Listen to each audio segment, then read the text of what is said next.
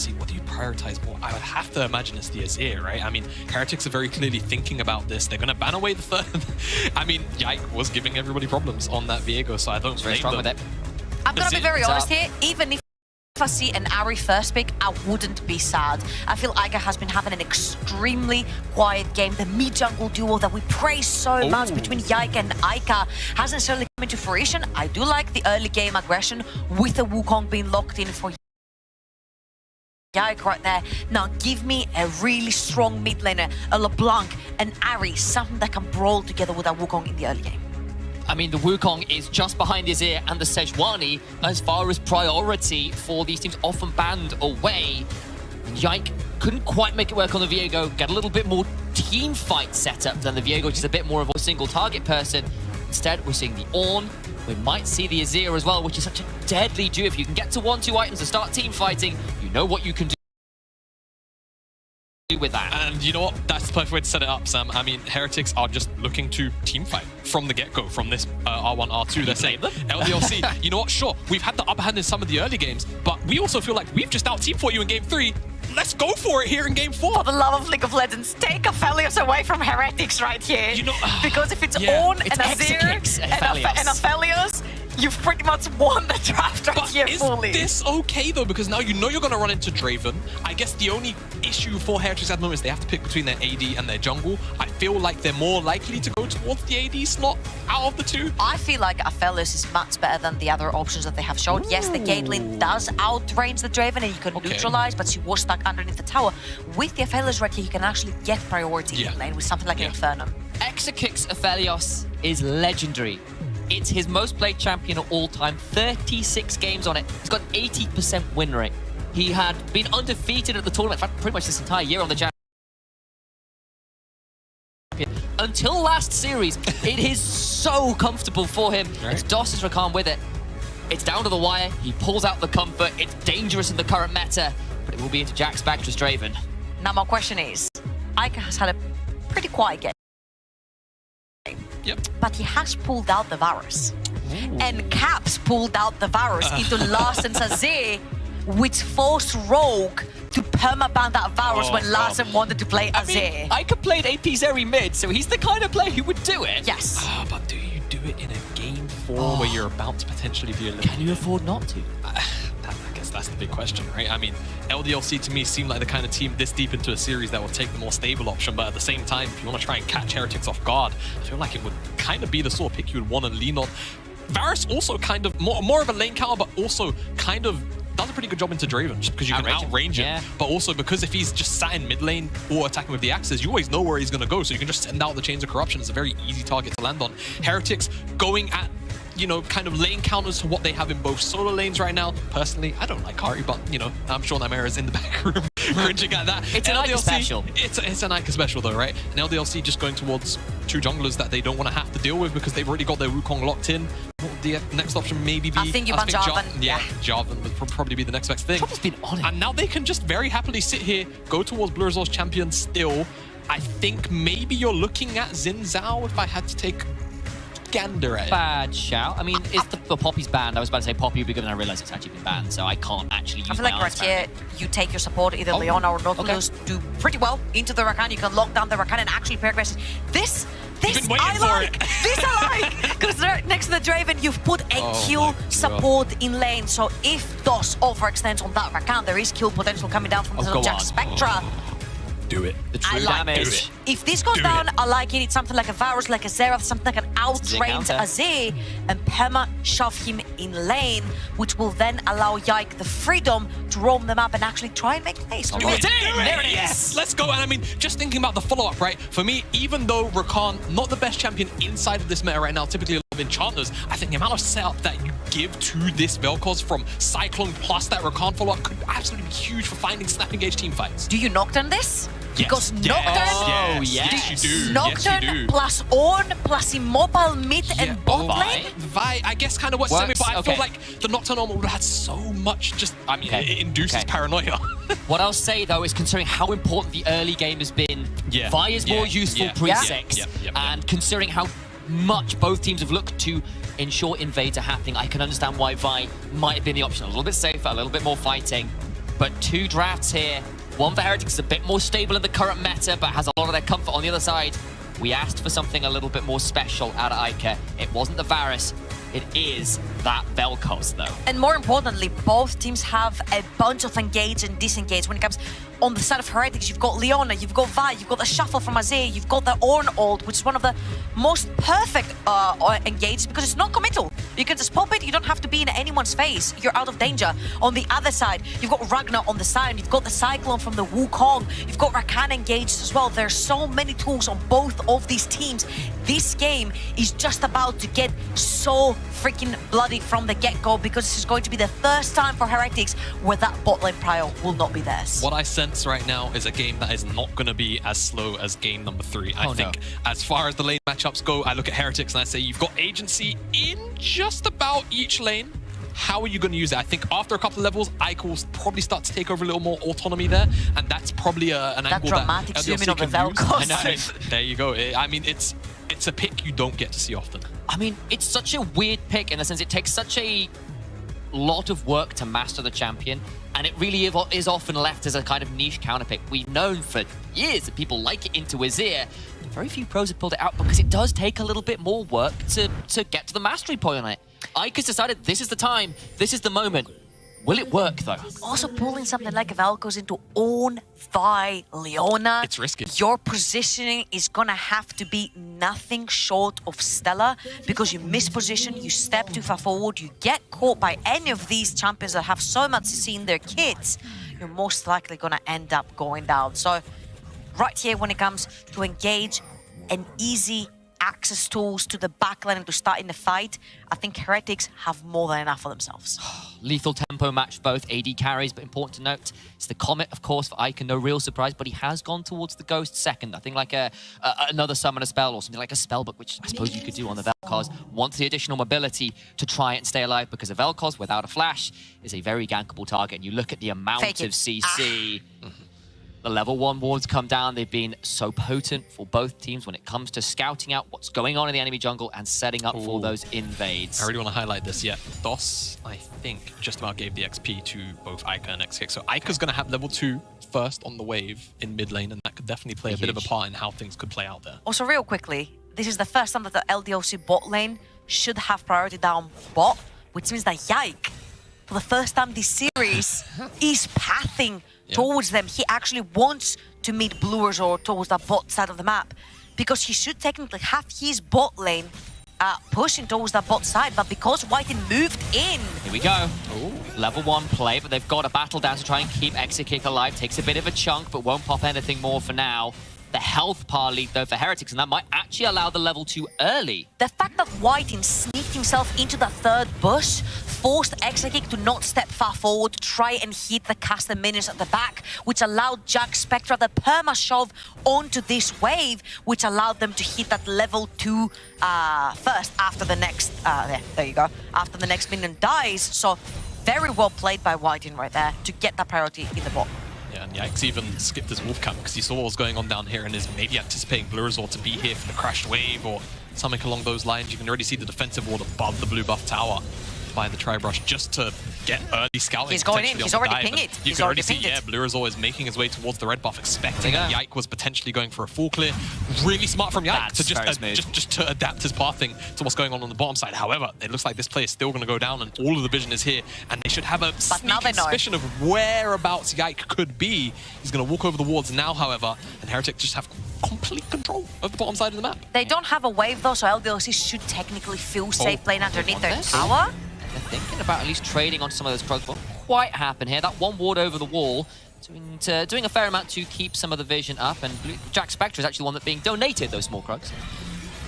Pretty nice. Don't mind them. 13 gold a pop, a lot of XP. Very solid stuff from Heretics, though, just to put the pressure down onto XKick and DOS, winning out on that level 1 and just leveraging the pressure there through Bluerzor. That's going to also just kind of amount to a small jungle lead as well, picking up the Krugs on the bottom side, also the Skull Crab down there. In the mid lane, however, Zoya is getting the better end of this mid lane matchup right now. Mind you, there's a ward bot side, sorry, initialized, but it's not going to spot Bluerzor coming in. Potential moment. I was about to ask about the mid lane and the massive damage the Victor did last game for Svaro, but Bluerzor decides that maybe there won't be time for that, looking for potential dive. I'm thinking about roaming, and Is it being called off? They're thinking about it. Just look at that bot lane. The Vi just hanging around still. Oh, they're looking for the monkey instead. Oh, man. Yeah. That, you'll notice Blue Resort started rather with one pot rather than the refillable to allow for the control ward at level 1, offering so much value in terms of knowing what Yike is doing. I think now we do have a little bit more time. Production, if we could pull out that graphic. Viro's Victor last game was nothing short of extraordinary. 45k damage, if I remember correctly. That is obscene. So, his damage percentage is absolutely nuts. Yeah. Because I was looking through these AD carries, and these AD carries were doing about like 27% of their team's damage. Now that I see it, I understand why the AD carries percentage of damage was so low.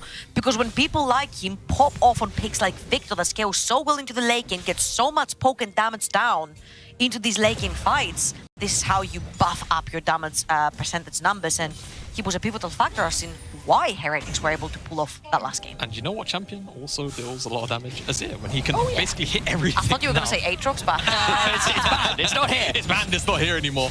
I think both these mid laners honestly set up for a lot of success here in these team fights, right? I think Ica has the ability to always have setup around him. You just got to make sure he's playing around the engage tools. And as for Zvero, again, just being able to always hit something, always as well, to disengage into more follow-up damage is always going to be so key. And I mean, he's just winning the lane continually right now. And there's also 3 things that are sure in this life. Oh yeah. Death, taxes, German taxes, and Bluers are playing both sides. Yeah. What's also apparently going to be on that list is an attempted gank from DOS, but will not quite land.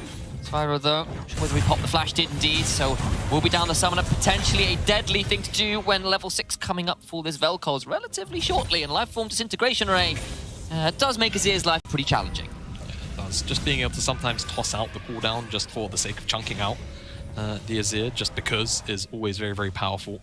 And again, remember, typically Azir used in a facet to always secure mid lane priority. Ica on this Vel'Koz can always turn that one around. But DOS has already... DOS. Whiting has already backed, and he's heading straight towards that dragon area. They're going to make sure that they put down their vision. I think Jack Spectre, if I'm not wrong, he's probably taking the Scuttle Carp. That's just respawn. Yep, has indeed. Cash in a little bit more, which means that now DOS is a little behind of the play.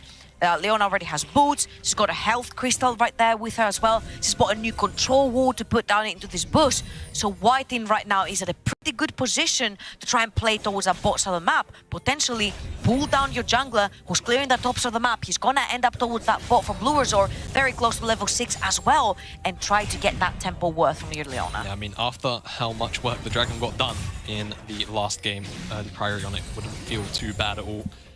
And again, Heretics, for me, the easier to execute engage tools, right? I think for LDLC, it's always going to be about finding angles sometimes. I think the fact that you don't have, you know, your press R and we are going in button per se is always going to feel a little bit difficult. But Heretics, I love what they're doing right now. You can even see Zvero just moving down towards the bottom side a little bit, just in fog, places down a ward. That's all he really needs to do. Blue Resort is probably going to path through mid, though he's at the very least going to hang around here and see what he can find. Blue buff handover was coming through. Bruiser just seeing whether there'd be an angle to get a hold of that Vel'Koz. Not going to happen this time around. And it's another relatively quiet early game. Literally the moment I talk about it, there's a Cleanse Force Max kick alongside a flash. They're going really hard for this. Jack Spectre looking to cash in. First part of the 2v2 going to Jack Spectre's Draven. Beautifully done right there. We said how Whiting had the tempo. He had already gone back. He had the health crystal. He was looking to take this fight.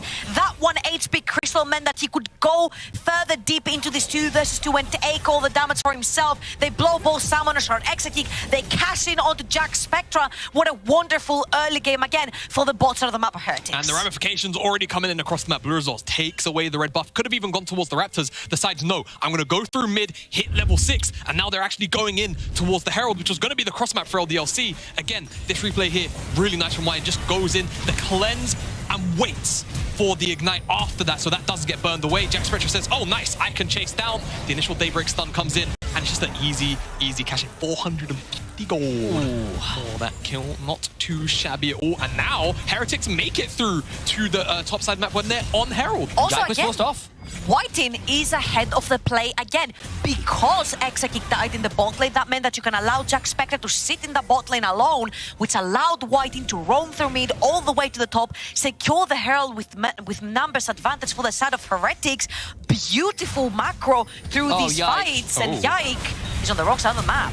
Doesn't get out with the clone, but has a blast cone spawns conveniently to get him out of danger. I was very nervous when that landed. Yeah, the Rift is French, apparently. They're home territory. Hang on, how does this work? I mean, Paris over the corner there? Yeah, just, Blast cone, paid actor. Yeah, paid actor. Does that make mid lane tower the Eiffel Tower? Is that how this works now? Good It was in game 2. All right, so I think the next big question realistically is where Heretics going to put this Herald, right? With Jack Spectre already being ahead 1-1, not just in gold, but also it just feels like in pressure with this Draven pick, you'd expect Lurazor is just going to end up down there at some point. They're going to chuck all their odds at the summon the spell-less Aphelios and just take the whole damn tower and look for a snowball. I raised you game 3 though, where the Draven got 1,000 gold ahead and then had that flip right back and then right back again, and we sort of played seesaw. I'll raise you. Oh no. Again? It's this kind of game, is it? I see. Easy engage buttons to the likes of Leo, Navai, Azir, and Ornn. So I think Jack Spectre will have a lot more fun sort of running down his opponent with a lot of these CC tools that Heretics are running in this game, and you can see how now this Draven is extremely dangerous. She's holding a call. He's already cast in. He's 1k gold up. And what Heretics can very easily do is just play again through their bot side of the map. Force these fights into these very small choke points where Azir is going to be able to put down the soldiers. You're going to have the Whirling Death coming in from the Draven to do a bunch of damage. And you don't necessarily have to kill anyone. Just dissuade the situation and push LDLC away. Commit to the objective. Quick bit of housekeeping. Remember, Blue Royals got that Herald. Dragon spawns, might well be using that shortly to cash in somewhere and buy some tempo and gold before they head over to that dragon. Instead, they'll look to be engaged onto DOS. Solar Flare matched with the quickness. But Jack Spectre cashes in for a second time, 2-0 on the Draven. Yep, that's how easy it is for the Draven right now. You see champion, you engage champion, Draven cashes in, 2-0, 500 gold came through this kill. You're gonna cash in onto the dragon as well. Heretics are having a fantastic early game, and if LDLC fall behind and cannot tank until that late game where your Vel'Koz is gonna be dealing a lot of damage, when Aphelios with Moonlight Vigil can break open an entire team fight, Heretics are looking like they've got the upper hand here. And I mean, we asked the question coming into this game, would LDLC feel comfortable being 2-1 down? We've seen it already this playoffs. This time around, however, the song feels different. It's Heretics with a much more commanding lead in comparison to what Dusty brought out in that 4th game. And to me, at the moment, Heretics just feel like they're playing on a different level, a slightly higher level of tempo, where they're very happy to just continually throw bodies at plays, whereas LDLC, they're waiting for spike moments, I suppose, because, I mean, you're looking at Aphelios and that Vel'Koz scaling, they're not going to be online for so long. You would like to potentially utilize the Yike and DOS potentially, but it feels like they just haven't been able to so far, and LDLC are just continually on the back foot. Nice attempt there from Heretics. Doesn't quite work out, but DOS is here. I don't know whether he wants to be.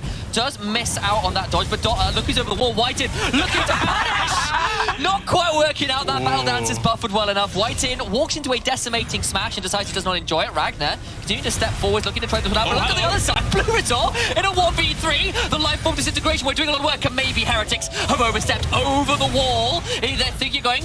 Zwaru chunked out the flashes. That decimating smash using the ultimate now, trying to turn it around. They're still trading. Heretics doing their absolute best. That is such a tanky Scion. Ragnar trying to hold on, but massive damage onto Yike, Ica, and DOS makes it so tricky. Exakic's here. He's here, so Zach, you're right. Can they make it work? He's got a full health bar and a moon light vigil. He can hold them all in place. Wants to think about trading. No one dies and everyone gets out. Just a lot of summoners, Bone. Aibo is on the bottom side. There was also a Rift Tower that was spawned right there. There we go. Throughout this whole thing, the Rift Tower was spawned in the mid lane. This is gonna... there? He's still going. He's on to Ica. Flash over the wall and he'll stay alive. My days, the plays just never end. What's going on, guys? I'm so confused right now. It's just a complete fist fight. Heretics are using the fact that very cleverly they rotated Jack Spectre to the top side of the map for zero reason. They rotated their entire bot lane towards the top to use that advantage on their Draven with the extra items. And right here, they want more. We go again. A third kill. Trying to play it out with a Duskwave and an Infernum. But there There is nothing being held vigil for, but Exekick's second death. 4-0 to Heretics, and they are looking down a finals appearance. It's looking oh so close. 5,000 gold, not even 14 minutes in the game. Yeah, and Exekick's failures can be as legendary as he wants, because Jack Spectra's Draven is just as legendary, and he's hitting 2,000 gold up, 4 kills. He's gonna take that top lane CS and push down the tower as well. And Heretics have been so clever to rotate their Draven around the map instead of them rotating to their Draven, which did catch LDLC off guard in that topside fight. And this has just been the core strength of Heretics from really just since they've been a team. And so far here at the knockout stages, it feels like they've just been on another level again. They're I'll like, say it once why more. have these guys not like, reset? Why are they here? Like, you need to die. You shouldn't be here. And it just feels like there hasn't been a consistent or solid answer brought out from LDLC to the fact that Heretics are so good at utilizing their strongest member, in this case Jack Spectra, on the map so frequently. The cross maps haven't been there to at the very least try and trade away some gold, because it's always Heretics that are just throwing bodies and Exekick yet again. Cannot run away from the cease and desist. The vault is broken. And it's Jack Spectra that cashes in with the contents. He's a rich, rich man. Oh boy. Oh boy, oh boy, oh boy. Meanwhile, LDLC. Mid lane fell as well with the Rift Herald. Mind you, the mid lane fell with full turret platings going to Zvero onto that Azir. He's 1.2k up, his counterpart on the likes of Velkers. And my question mark here, and my question mark for the entirety of this series, is where has Ica been? I don't know if he'll be here in this place, because Yike is using the Cyclone to chunk out Ivo, but he's so tanky. He's still got a flash. They're trying to get him into 3v1. Finally, they secure a kill, their first of the game. But it feels like a paltry recompense to deal with how much gold has gone down everywhere else on the map. I do not mind picking the Velkos for Perma Prior if you have a farming jungler, but right here, Yike said, I want to gank, I want to be active, I want to be brawling, and that Velkos Wukong has just not worked, and Heretics are just taking over the entire map. And it didn't even feel like it got priority in the early game. I feel like Sparrow was actually just kind of pounding it in the mid lane. And up here on the top side, like you just said, 300 extra gold goes to the way of Jack Spectra, now over 3,500 gold ahead. He's almost 4k up. He just got top lane turret, a kill on Exekick, a cash in on his cull, and a bot lane turret. In trade for a 3-man gank onto Ibo.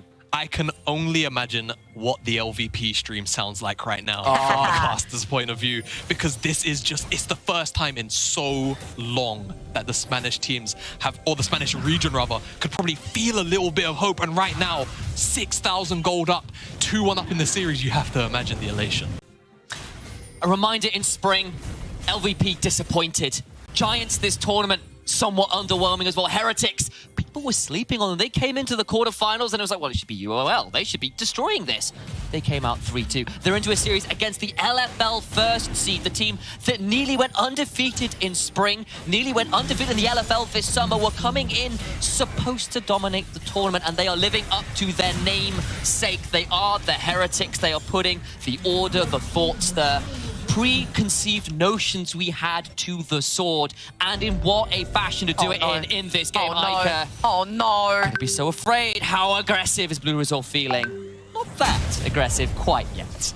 Okay, you don't want to be giving away any extra gold, but right there I felt like Blue Resolve was pretty safe, because they knew that the majority of the LDLC members were backing up on the top side. Oh, cease and desist and a knock-up! And that'll be a kill for Whiten this time.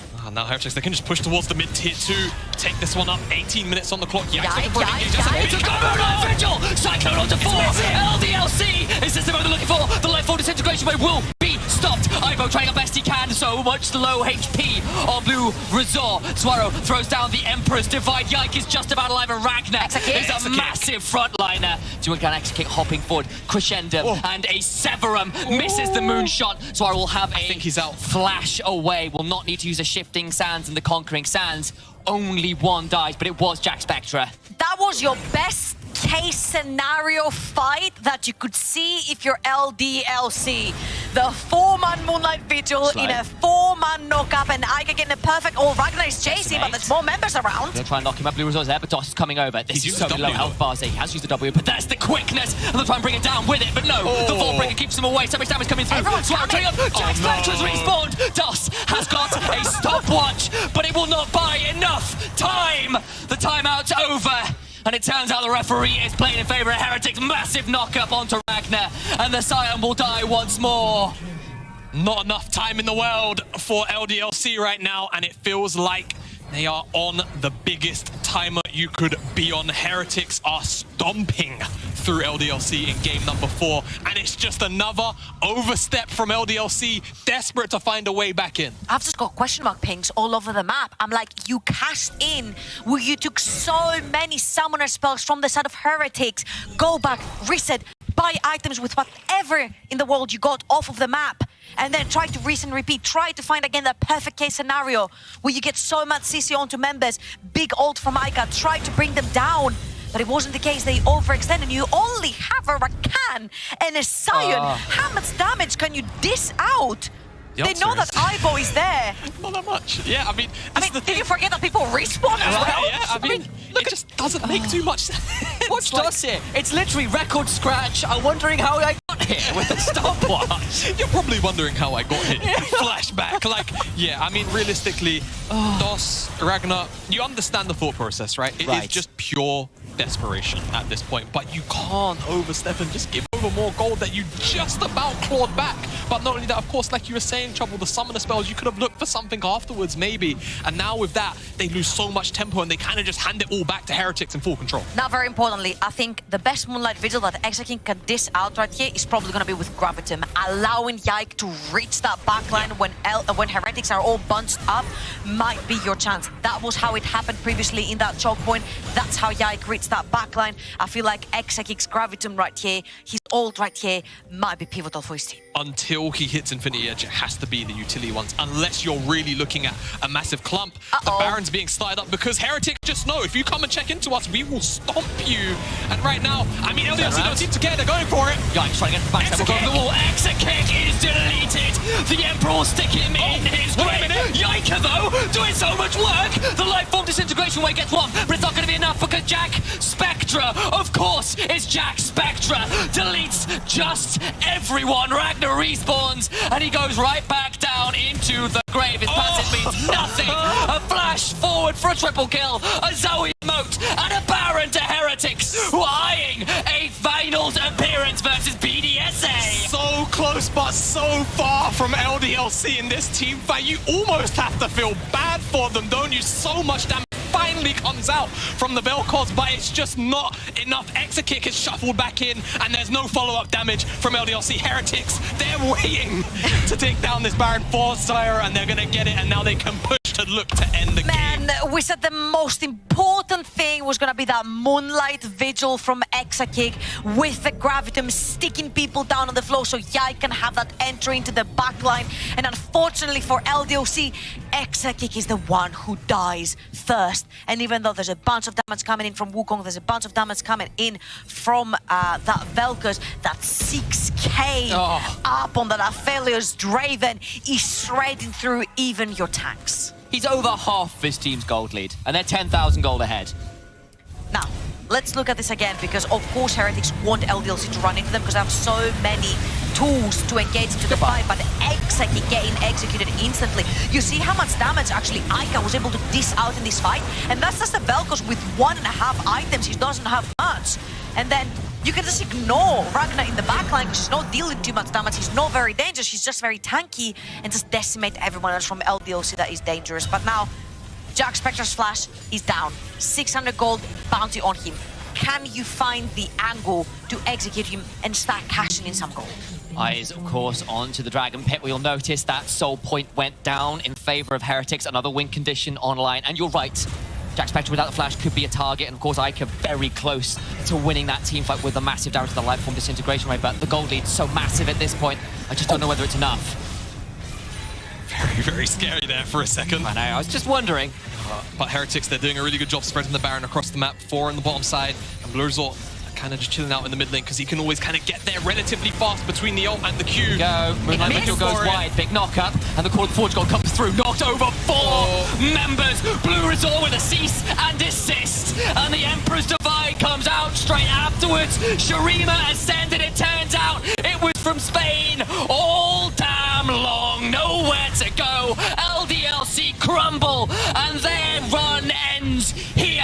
Heretics are looking down a matchup with BDSA, and it is this close. And BDSA are gonna have to wait till next year if they wanna face LDLC in a best of 5 to take revenge for their playoffs over in the LFL, because Heretics came to play and take down the LFL. And just as it was written, the underdogs go forwards. They will take on BDSA, the undefeated LFL team on the other side of the bracket.